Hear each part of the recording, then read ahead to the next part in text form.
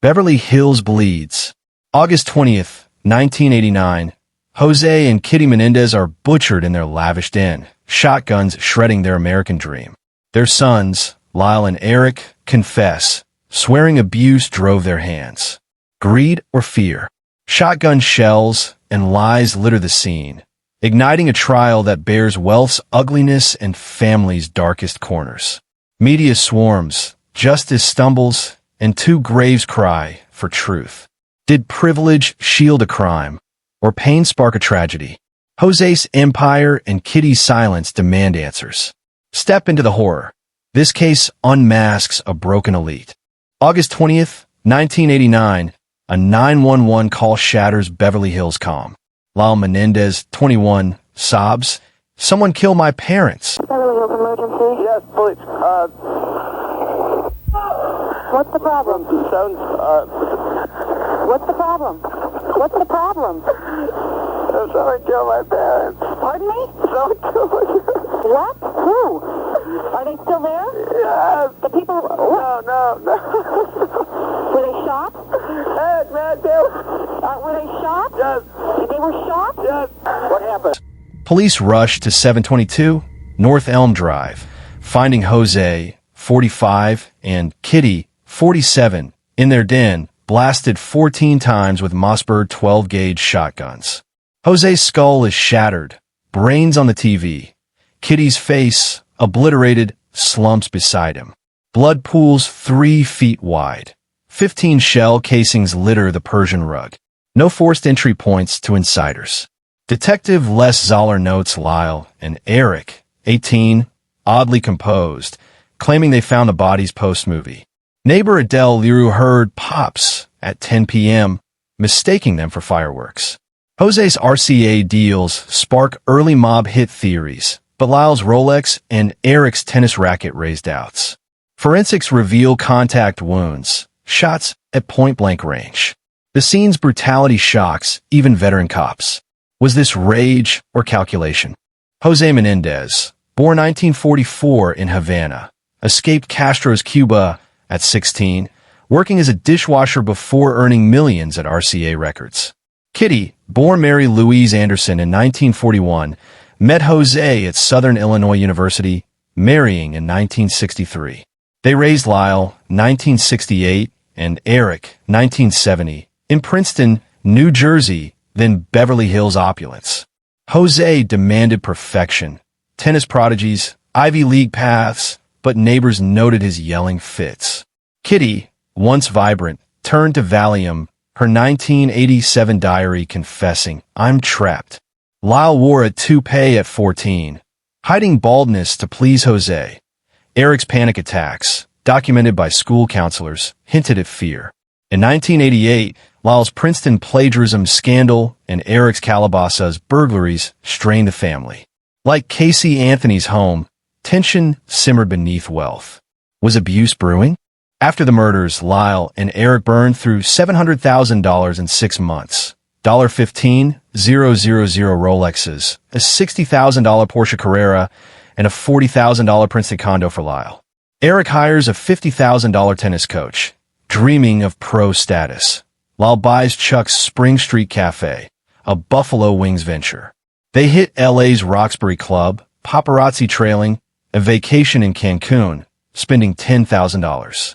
José's $15 million estate, including $5 million insurance, awaits probate per court files. Friend Glenn Stevens recalls Lyle ditching his toupee, finally free. Erik's screenplay, Friends, eerily mirrors Parasite.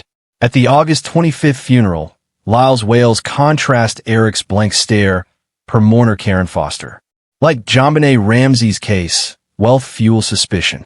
Was this grief or a victory lap? October 31st, 1989, Erik unravels to therapist Dr. Jerome Oziel. "We killed our parents." Lyle joins, admitting they bought shotguns in San Diego August 18th, using stolen IDs from friend Donovan Gaudreau. Oziel's secret tapes capture Lyle's threat. "Don't talk, or else." Oziel's mistress, Judalon Smith, bitter after a March 1990 split, tips police, leading to Lyle's arrest March 8th, Erik's March 11th.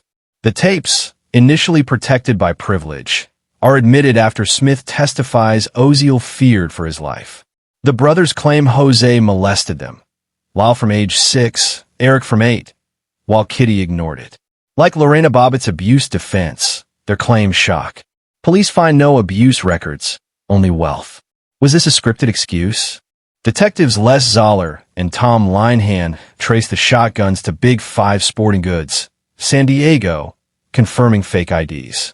Ballistics match Mossberg shells to 14 wounds. Blood spatter shows José was shot sitting, Kitty crawling. José's RCA rival, Michael Milken, is cleared, no mob ties. Kitty's sister, Joan Vandermolen, shares Kitty's 1989 call, José's scaring the boys. The brothers' Batman alibi, Century City, 9 p.m., fails. Ticket stubs are missing per Usher testimony. A Mulholland Drive dumpster. Search for clothes. Yields nothing. Wiretaps catch Lyle joking. We're golden. Friend Craig Signorelli reveals Erik's 1988 script plotting parental murder. Like Casey Anthony's Zani Lie, Alibi's collapse. Was planning this meticulous? The 1993 to 1994 trials aired on Court TV, rival Casey Anthony's Frenzy, with 2,000 press passes issued. Vanity Fair's Dominic Dunn labels the brothers Beverly Hills butchers. Oprah's 1993 special draws $15 million. National Enquirer splashes Killer Son's luxury. Like JonBenet Ramsey's tabloids, headlines distort. Star claims voodoo rituals. Protesters at LA's courthouse, 300 strong, chant no excuse for murder. Early AOL chat rooms buzz with hashtag Menendez trial, 10,000 posts. In 2025, X's at Crime Files shares trial clips, hitting 80,000 likes. Defense leaks abuse claims, shifting narratives. Talk show host Geraldo Rivera grills Abramson live, echoing Nancy Grace's top mom zeal. Did media taint justice? Leslie Abramson, Erik, and Jill Lansing, Lyle, push imperfect self-defense, alleging José's abuse and Kitty's neglect. Cousins Andy Cano and Diane Vandermolen testify José touched Lyle inappropriately at 8. School friend Karen Foster recalls Erik's flinching at José's voice. Doctor and Burgess, trauma expert, ties their panic to battered child syndrome, like Lorena Bobbitt's defense. Abramson, funded by $1.2 million from the estate, outspends prosecutors. She attacks shotgun purchases as impulse, not premeditation. Prosecutors David Kahn and Pamela Bozana counter with greed. $15 million inheritance. Like Casey's Baez, Abramson's theatrics, slamming evidence, sway jurors. Was their defense genuine? Prosecutors argue cold-blooded murder. Shotguns bought August 18th. A screenplay titled Friends hinting at parricide, and $700,000 spent post-crime. Dr. Charles Harlan's autopsy details José's 6 shots, 2 to the head, 1 contact, and Kitty's 8, including a cheek blast. Bank records show Lyle's $40,000 Swiss transfer, July 1989, per UBS logs. Friend Perry Berman testifies Lyle said, "Dad's control ends soon. No abuse evidence. Medical exams, photos, exists. Like Casey Anthony's chloroform searches, premeditation shines. Fake IDs, destroyed clothes." Teacher John Stevenson recalls Lyle's 1987 boast, "I'll inherit millions." In 1980s LA, wealth obsession, per LA Times, drove ambition. Was greed their only trigger? The 1993 to 1994 trials, separate for Lyle and Erik, end in mistrials. Jurors deadlocked 7-5, Lyle 6-6, Erik, torn by abuse claims. Judge Stanley Weisberg's 1995 to 1996 retrial bans cameras and limits abuse testimony, frustrating Abramson. Teacher Linda Williamson testifies Lyle hid bruises in 1986. Forensic tech Robert Grimm confirms blood spatter shows Kitty tried crawling. The 911 call, replayed, sounds rehearsed, per juror feedback. Like Casey's jury expecting CSI proof, no abuse scars or DNA sway them. March 20th, 1996, brings guilty verdicts for first-degree murder, life without parole. A 1996 LA Times poll shows 75% agreed. Was the retrial too restrictive? Lyle and Erik claim José molested them from ages 6 and 8, with Kitty enabling. Dr. John Connie, defense psychologist, cites Erik's night terrors and Lyle's bedwetting into teens as trauma markers. Prosecutor Bazanik notes no medical corroboration. Only cousin Maria Menendez's memory of Kitty's distance. Seized 1990 prison letters mention surviving dad, but lack specifics. Like Lorena Bobbitt's abuse narrative, public opinion splits.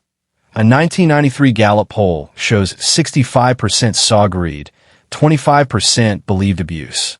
In 2025, X's at Survivor Speak, 100,000 followers, debates hashtag Menendez abuse. Kitty's 1986 call to cousin Diane, "I failed the boys," hints at guilt. Were claims exaggerated for sympathy? Kitty's brother, Milton Anderson, brands the brothers liars at sentencing, rejecting abuse. José's sister, Marta Cano, inherits $800,000 after legal fees gut the estate. Cousins like Anna Maria Baralt believe the brothers. Others, like Brian Anderson, cut ties.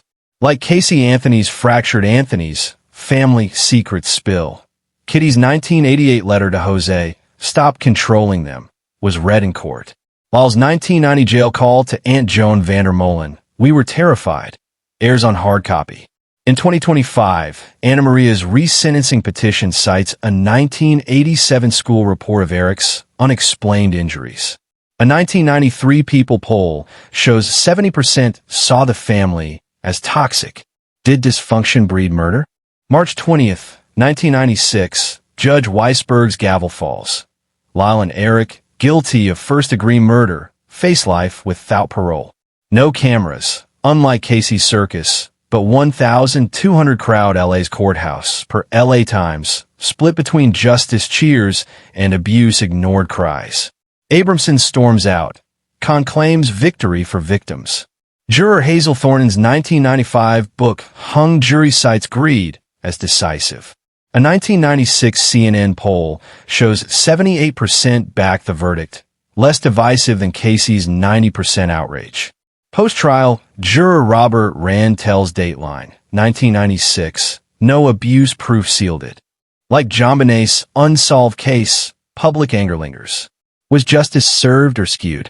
April 17th, 1996, Lyle lands at Mule Creek Prison, Erik at Folsom, separated until 2018 at Donovan.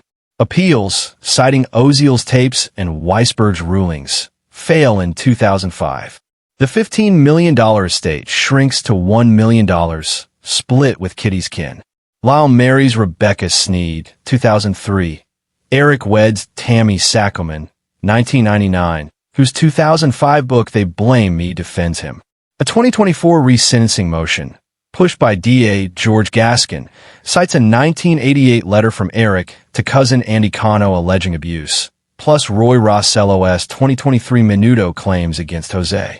Like Casey's post-acquittal hiding, the brothers' hope divides. Will freedom come? José and Kitty's murders leave no charities, unlike Casey's Kaylee's Law, but spark abuse dialogue. Cousin Diane Vandermolen's 2025 RAIN speeches reached 10,000 per event logs. A 1994 Islam memorial draws 600. José's Cuban flag, Kitty's roses fade yearly. José's RCA triumphs, signing Duran Duran, live on, but his refugee grit is buried. Kitty's 1985 volunteer work at UCLA's rape crisis line, per records, hints at empathy. Like JonBenét's pageant scrutiny, their flaws are magnified. FBI's 2023 data, 1 in 3 abuse cases go unreported. In 2025, at Rainorg's X-Posts, honor Kitty. Why didn't anyone intervene? In 2025, Lyle, 57, and Erik, 54, await resentencing, fueled by Netflix's Monsters, 35 million views, 2024.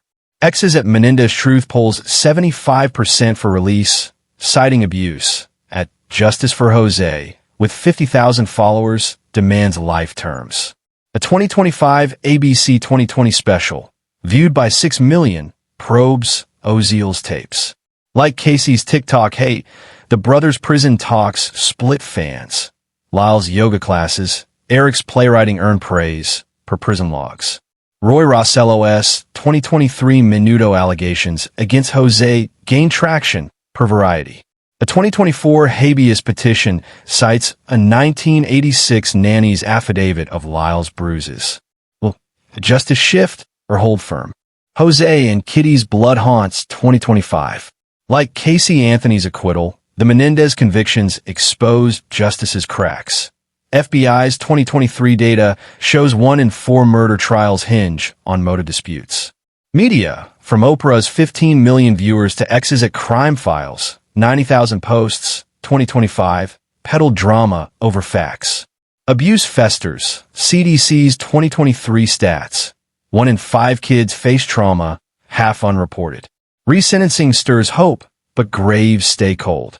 Diane Vandermolen's 2025 X-Post at Survivors Speak begs, listen to victims. Visit RAIN.org to fight abuse. Were Lyle and Erik monsters or survivors? Comment, like, subscribe. Honor José and Kitty's story.